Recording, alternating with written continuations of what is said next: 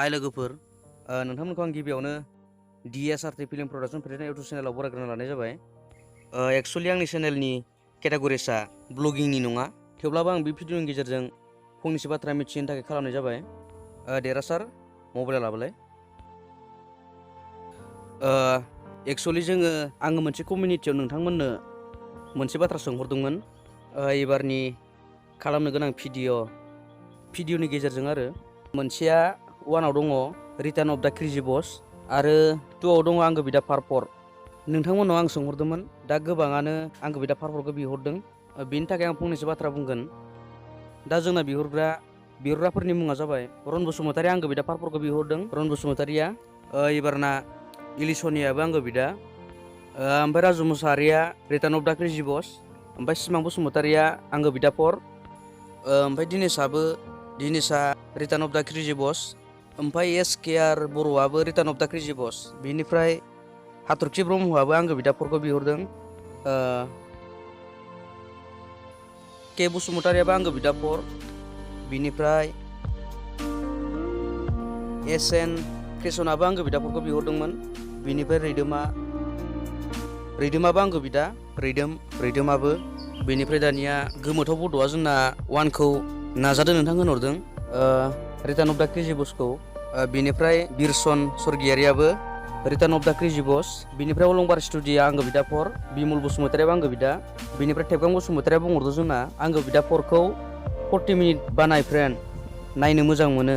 थारमाने थेबगां बसुमतारी नोंथां, माने जोंना सर्ट भिडिअ नालाय पार्ट 1 पार्ट 2 पार्ट 3 खालामनाय हिसाबै जोङो 40 मिनिट खालामनो हाद्राया आरो। हानायाथ' शुटिंखौ खालामनो हायो हानाया, नाथाय उसुबिदा मोनो आरो। माने जोङो कन्टिनिउटि खालामनो हाया जायो, मोनसेयावनो जोबखानाय बायदि जायो।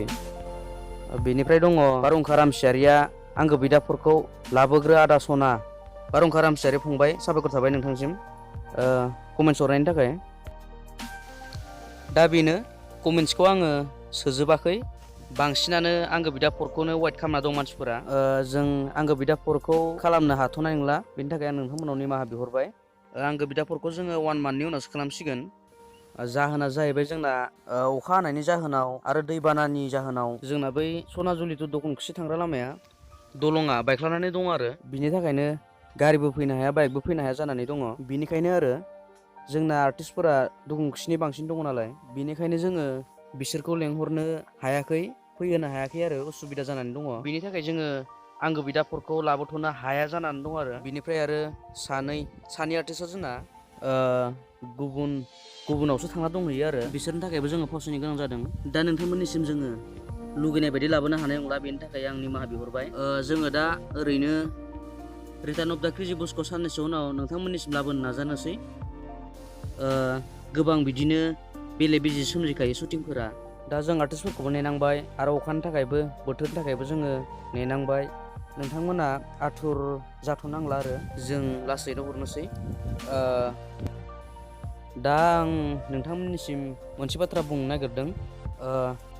जायफोरा जोंनि सर्ट मुभिफोरखौ मोजां मोनो, बिसोरो नोंथांमोना जुदि सोरबाफोर लिरथुमनानै दोननाय बिदिनो सर्ट भिडिअ स्ट'रि एबा फानि सर्ट स्ट'रि लिरनाय दङब्ला आंनो नोंथांमोना कमेन्ट्स खालाम गाहायाव। नोंथांनि स्ट'रिखौ जुदि भिडिअ खालामनांगौब्ला आरो नोंथांमोननि स्ट'रिखौ आं खालामनो नाजागोन। राइटाराव नोंथांमोननि मुंखौ होखागोन जों भिडिअ बानायबा। नोंथांमोना आंनो कमेन्ट्स हरबानो जाबाय। दङब्ला नोंथांमोननो आं कन्टेक्ट नाम्बारखौ हरगोन। नोंथांमोना आंनो WhatsAppआव क्रिएटर खालामना हरनो हागोन स्ट'रिखौ, नङाबा लिरनानैनो हरनो हागोन टाइप खालामना। आं बेखिनिखौनो खावलायबाय। मोनसे गोजोनथाव खौराङा बेनो, आंना 9000 साबसक्राइब जाबाय, 9000निबो बारा साबसक्राइब जाबाय। बेनि थाखाय नोंथांमोनखौ जोबोद साबायखर बावहरबाय आरो। बिदिनो नोंथांमोना अनसायलांबाय थागोन होननानै आं मिजिंथिबाय।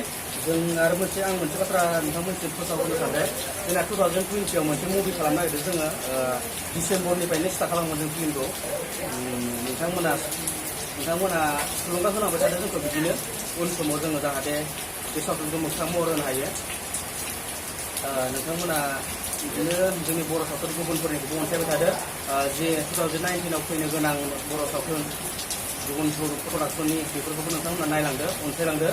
जोंनि गेजेराव ओरैबायदि मानसि दङ ना, बर' फिल्म होनबाथाय दा डाइरेक्ट एन्सार खालामखानाय आरो डाइरेक्ट बखिखायो आरो बर' फिल्मखौ नाथाय मानो बे जाहोनखौ जोङो जेबो मिथिया मिथिनोबो लुबैया बेफोरबायदि मानसिनि माबाखौ कमेन्ट्सफोरजों हरनायखौ दा जोंना बेफोरबायदि कमेन्ट्स हरग्राया जोंना राजा खुंगुरा थिग बाथ्राखौनो बुंदों बेफोरबायदि गाज्रि कमेन्ट्स हरग्राया थाखायो आरो बिसोरो जोंनि चेनेलनिफ्राय गोजान जाखाया बिथांमोना जोंनि माबा चेनेलखौ साबस्क्राइब खालामनानै थाखायो आरो जाहाथे बिसोरनि भिडिअ ओंखारबानो बेखौ बखि हरनो आरो बिदि थाखायो राजा खुंगुर बिथाङा थाजा बाथ्राखौनो बुंहरदों बिदिया थाखायो जों बिदिनि गेजेरजों माबा सौसिलांनांसिगोन नाथाय जोङो बेफोरबायदि होनग्रानि महरखौ नुवाबो आरो बिसोरो जे फेक एकाउन्टसो खुलिखायो नालाय महर होनो हाया आरो बिसोरो एक्सुवेलि जायाखैबा फोरोंनांगौ मिथियैफोरखौ मिथिहोनांगौ जायखौ आसिख'ना होनांगौ बेखौ जों जेबो गाज्रि मोना नाथाय डाइरेक्ट इनसार्ट खालामनाया बिसोरो बोरैबा जायो आरो बिसोर भिडिअ खालामनांला मा भिडिअ जादों बेलाय बेफोरबायदि मोनसे इनसार्ट खालामोबा जोंनि गोसोआव दुखु मोनो आरो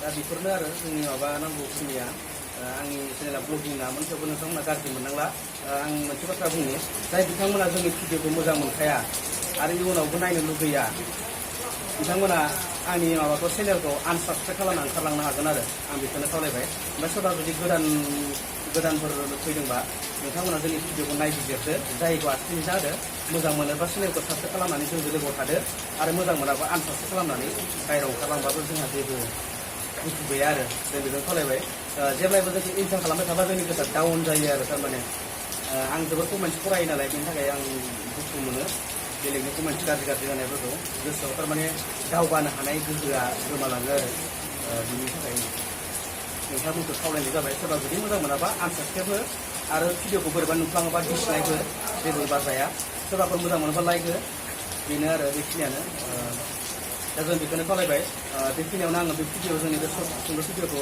फोजोबनाय जाबाय गोजोन्थों